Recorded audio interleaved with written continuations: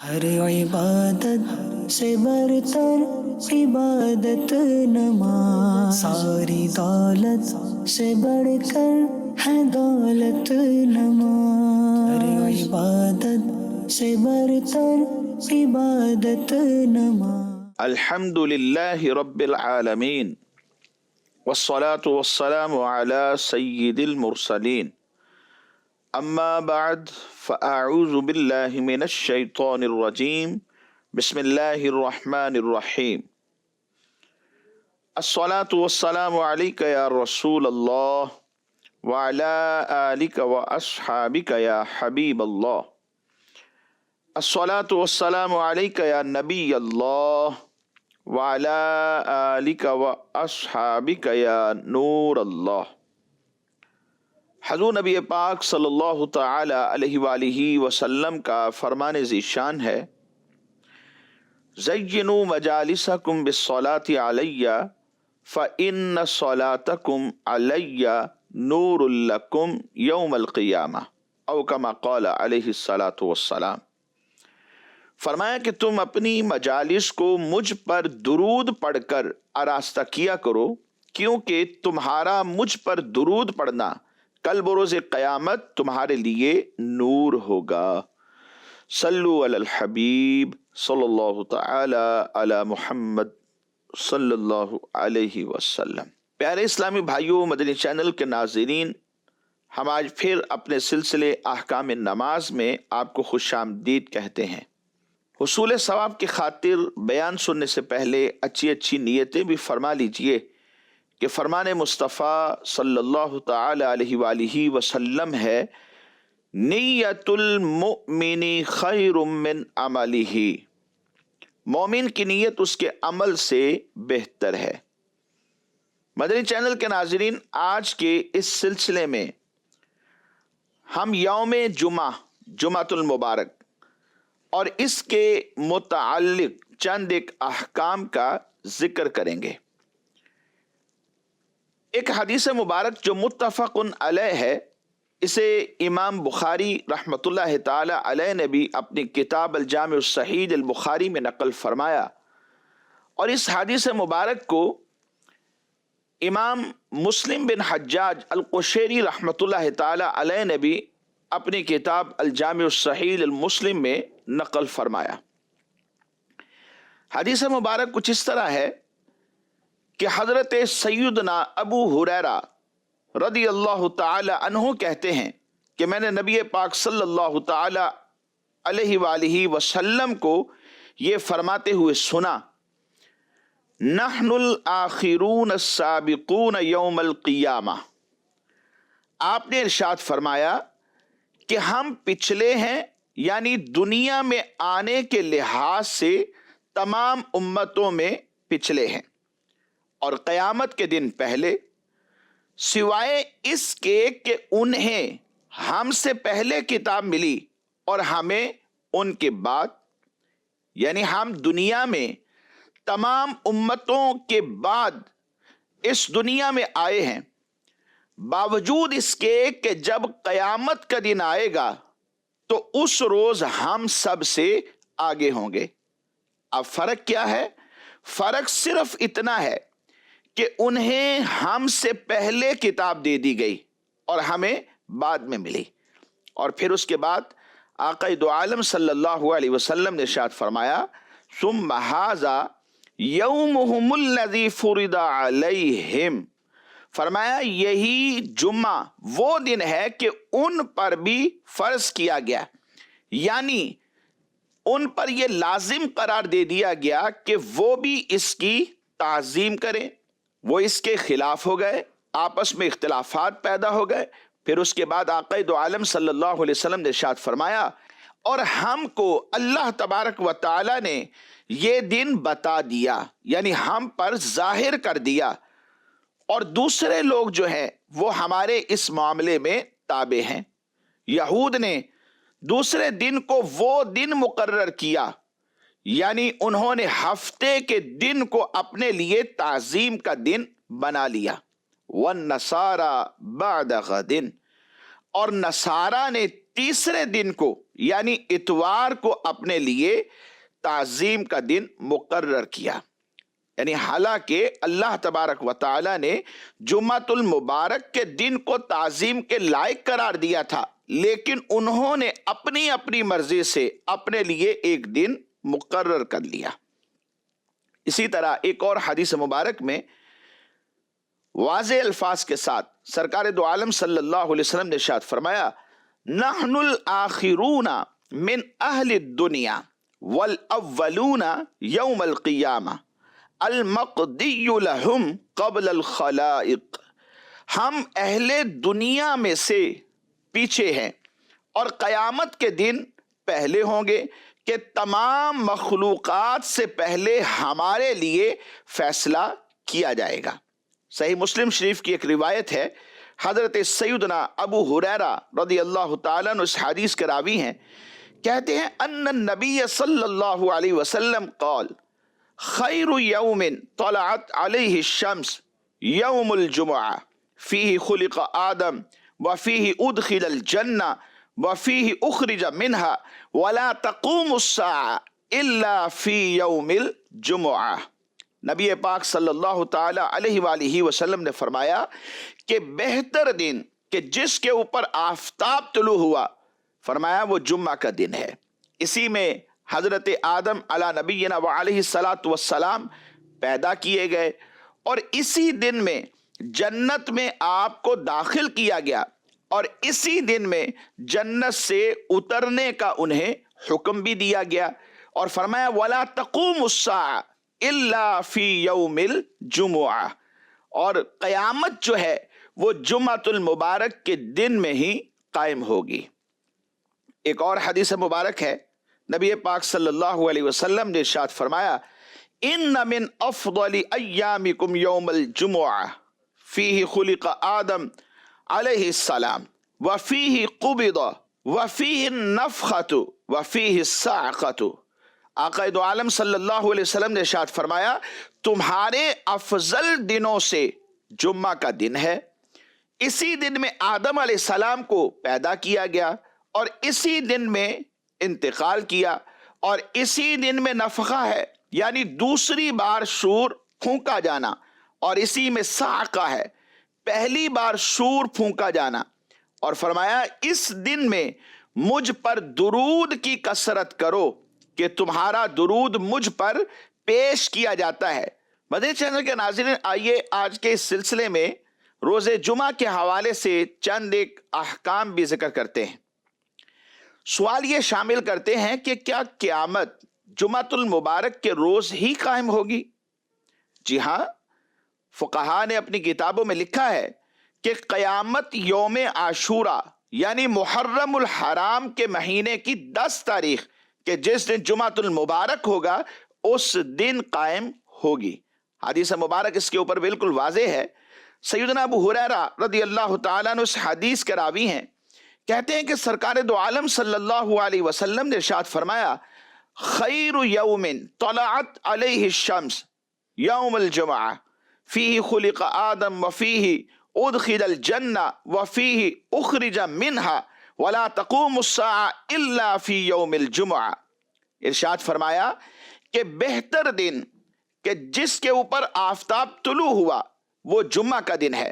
اسی دن میں آدم علیہ السلام پیدا کیے گئے اور اسی دن میں جنت میں داخل کیے گئے اور اسی دن میں جنت سے اترنے کا انہیں حکم ہوا اور فرمایا قیامت جمعۃ المبارک کے دن میں قائم ہوگی.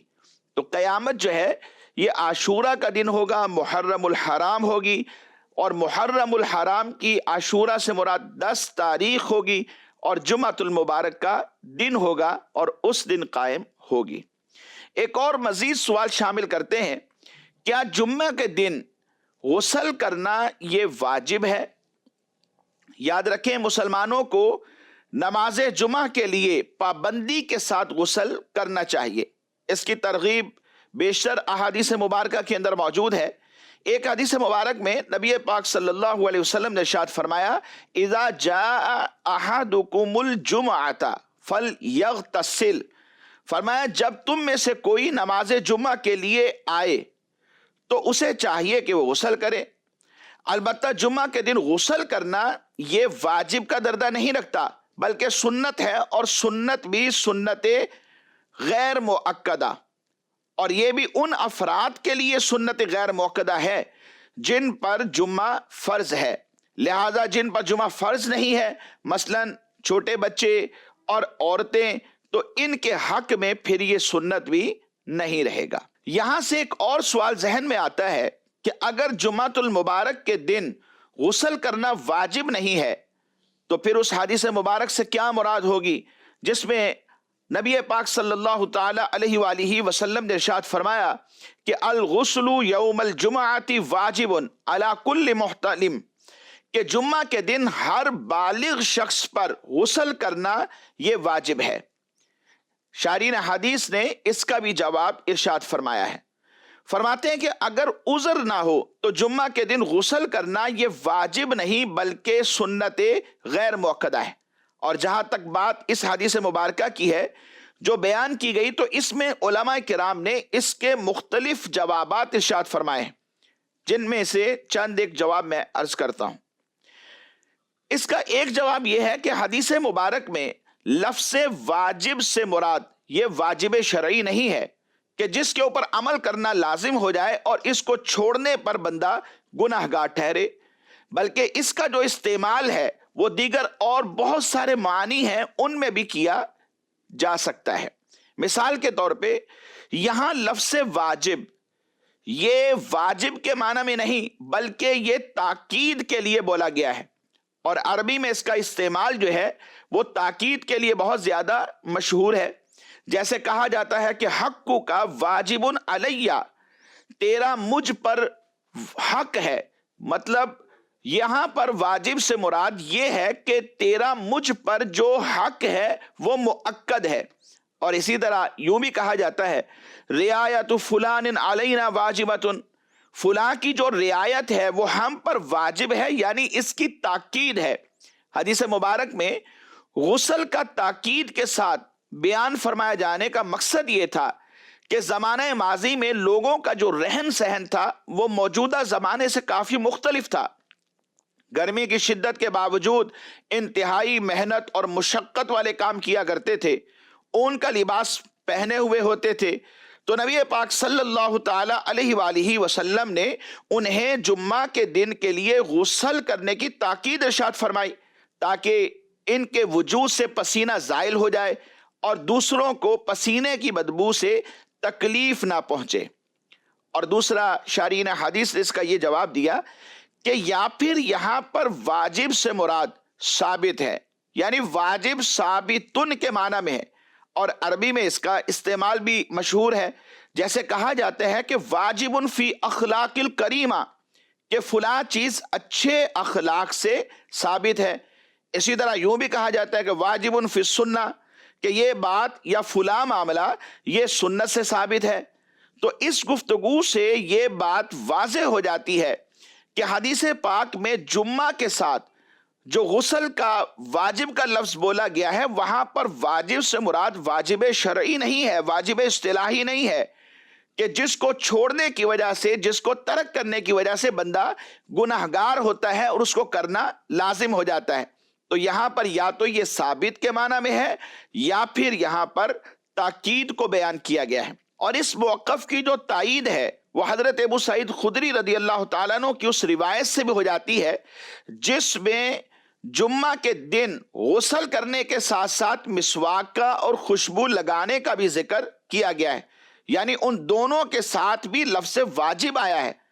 اور علماء نے وہاں پر لکھا، شارحین حدیث نے وہاں ذکر کیا کہ مسواک کرنے اور خوشبو لگانے یہ ان کا حکم واجب کے درجے کا نہیں ہے، اور یہ بالاجماع ہے۔ جب اس بات پر یہ بات واضح موجود ہے کہ وہاں پر یہ حکم واجب کا درجہ نہیں رکھتا، تو جو تیسری بات غسل کے حوالے سے آئی ہے تو کہا وہاں پر بھی یہ جو واجب اس حدیث مبارک میں ذکر ہوا ہے اس سے مراد واجب بمعنی ضروری نہیں ہے، یعنی اس معنوں میں نہیں جس کا کرنا لازم ہو جائے اور نہ کرنے پہ بندہ گناہگار ہو جائے۔ تو پتہ یہ چلا کہ جمعۃ المبارک کے دن غسل کرنا یہ واجب نہیں بلکہ سنت ہے، اور سنت بھی سنت غیر مؤکدہ، اور سنت غیر مؤکدہ بھی یہ ان کے لیے ہے کہ جن پر جمعہ فرض ہے، لہذا بچوں کے لیے اور عورتوں کے لیے یہ سنت غیر مؤکدہ بھی نہیں ہوگا۔ آئیے مدنی چینل کے ناظرین آج کے سلسلے میں چند ایک ریکارڈڈ سوالات بھی شامل کرتے ہیں۔ جی سوال چلائیے۔ میرا نام محمد ارسلان ہے، میں فیصل آباد سے ہوں۔ میرا سوال مفتی صاحب سے ہے، اگر امام صاحب نے دوسری رکعت میں بھولے سے 3 سجدے کر دیے اور پھر آخر میں سجدہ سہو کر لیا تو کیا نماز ہوگی یا لوٹانا واجب ہوگی؟ نماز کی ہر رکعت میں 1 رکوع اور 2 سجدے کرنا یہ فرض ہے، اور اگر کسی نے بھول کر 3 سجدے کر لیے تو اس پر لازم ہے کہ آخر میں سجدہ سہو کر لے تو اس کی نماز ہو جائے گی۔ تو لہٰذا اگر یہ بھول کر جنہوں نے 3 سجدے کیے اور آخر میں سجدہ سہو کر لیا تو ان کی نماز ہو گئی، دوبارہ پڑھنا لازم نہیں ہے۔ مزید سوال چلائیے۔ مفتی صاحب کی بارگاہ میں میرا یہ سوال عرض ہے، صبح صبح لوگوں کو نماز فجر کے لیے جگانا کیسا؟ عورتیں بھی سو رہی ہوتی ہیں، ان کو جگانا کیسا؟ نماز فجر کے لیے سونے والوں کو جگانا، گلی محلوں میں آواز لگانا تاکہ لوگ اٹھ جائیں، یہ ایک جائز عمل ہے، بلکہ احادیث مبارکہ سے ثابت ہے، نبی پاک صلی اللہ تعالی علیہ وآلہ وسلم اور آپ کے صحابہ کرام علیہ رضوان کے افعال سے یہ بات ثابت ہے۔ یہ ایک اجر و ثواب والا کام ہے، البتہ اس اعلان میں چند ایک باتوں کا خیال رکھنا بہت ضروری ہے۔ اذان فجر کے بعد جماعت سے پہلے جب اٹھایا جائے تو اتنی دیر پہلے اٹھایا جائے کہ وضو کرنے کے بعد 2 سنت فجر پڑھ کر جماعت کے ساتھ نماز پڑھی جا سکے، اس سے پہلے نہ جگایا جائے، یعنی اذان ہوتے ہی فوراً جگا دینا یہ نامناسب بات ہے کہ عورتیں بھی سو رہی ہوتی ہیں، بچے بھی سو رہے ہوتے ہیں، بعد بیمار بھی ہوتے ہیں، تو فوراً نہ جگایا جائے، کیونکہ ہمارے ہاں اذان فجر کچھ زیادہ ٹائم پہلے دی جاتی ہے، پھر اس کے بعد جماعت قائم کی جاتی ہے، تو اتنی دیر پہلے اٹھایا جائے کہ وضو کرنے کے بعد 2 سنت فجر اور جماعت سے نماز پڑھی جا سکے۔ اور دوسری بات یہ ہے کہ اس اعلان کے لیے لاؤڈ سپیکر کا استعمال نہ کیا جائے، کہ یہاں پر لوگوں کو جگانا مطلوب ہے، لوگوں کو ستانا مقصود نہیں ہے، اور جگانا یہ زبانی اعلان کرنے سے ہی حاصل ہو جاتا ہے، اور اس کی وجہ یہ ہے کہ لاؤڈ سپیکر کے استعمال سے لوگوں کے آرام میں خلل واقع ہوگا اور بعضوں کو تکلیف ہوگی، جبکہ لوگوں کے جو حقوق ہیں ان کی پاسداری لازم ہے۔ لہذا یہ جگانا تو ایک اچھا عمل ہے، اجر و ثواب کا باعث ہے، لیکن یہ جو چند باتیں ہیں ان کا خیال رکھ لیا جائے تاکہ گناہ بھی نہ ہو، ایذائے مسلم سے بچ جائیں اور ہمیں اجر و ثواب بھی حاصل ہو جائے۔ مزید سوال چلائیے۔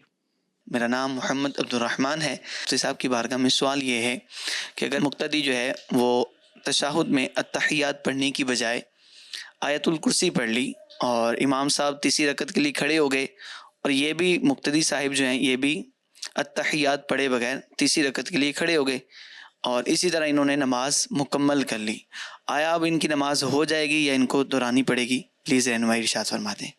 قعدہ میں بیٹھتے ہی تشہد سے ابتدا کرنا اور فی نفسی ہی تشہد پڑھنا یہ دونوں واجب ہیں۔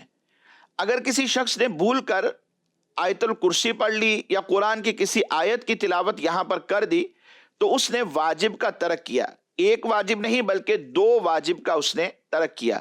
اگر یہ نماز پڑھنے والا منفرد ہو تو اس پر لازم ہے کہ سجدہ سہو کرے، پھر اس کی نماز مکمل ہو جائے گی۔ لیکن اگر یہ مقتدی ہے، جیسا کہ پوچھا گیا ہے، تو مقتدی سے اگر بھول کر کوئی واجب ترک ہو جائے تو اس کے اوپر الگ سے کوئی سجدہ سہو واجب نہیں ہوتا۔ امام کی نماز اگر درست ہے تو اس کی نماز بھی امام کے پیچھے درست ہو جائے گی۔ مزید سوال چلائیے۔ میرا نام حسن رضا عطاری ہے۔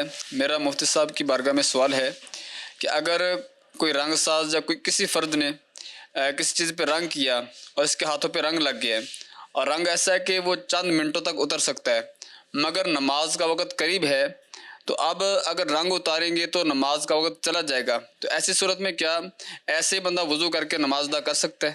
کوئی بھی شخص اگرچہ کہ وہ رنگ ساز ہو یا کوئی عام فرد ہو، ہاتھوں پہ اگر رنگ لگ جائے اور نماز سے پہلے پتہ بھی چل جائے کہ میرے ہاتھوں پہ رنگ لگا ہوا ہے، اور رنگ کی نوعیت بھی ایسی ہے یا جو چیز بھی لگی ہے اس کی نوعیت ایسی ہے کہ اسے چند منٹوں میں کھرچ کر یا کسی بھی سورسز کے ذریعے سے اتارا جا سکتا ہے، تو پھر لازم ہے پہلے رنگ اتارا جائے، پھر اس کے بعد وضو کرے، وضو کر کے نماز یہ ادا کرے۔ بغیر رنگ اتارے وضو کر لیا اور ایسے ہی نماز پڑھ لی تو نماز اس طرح نہیں ہوتی۔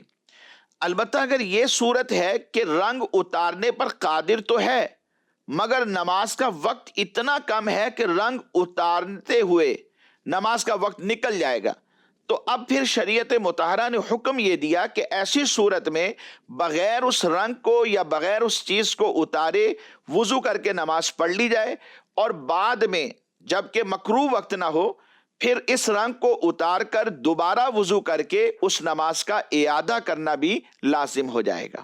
مدنی چینل کے ناظرین، ہمارے آج کے سلسلے کا وقت اختتام کو پہنچا، ہمیں اجازت دیجیے۔ دعا گو ہیں اللہ تبارک و تعالی ہم سب کو عمل کی توفیق نصیب فرمائے، آمین بجاہ النبی الامین صلی اللہ تعالی علیہ وآلہ وصحابہ وبارک وسلم۔ ہر عبادت سے برتر عبادت نماز، ساری دولت سے بڑھ کر ہے دولت نماز، ہر عبادت سے برتر عبادت نماز۔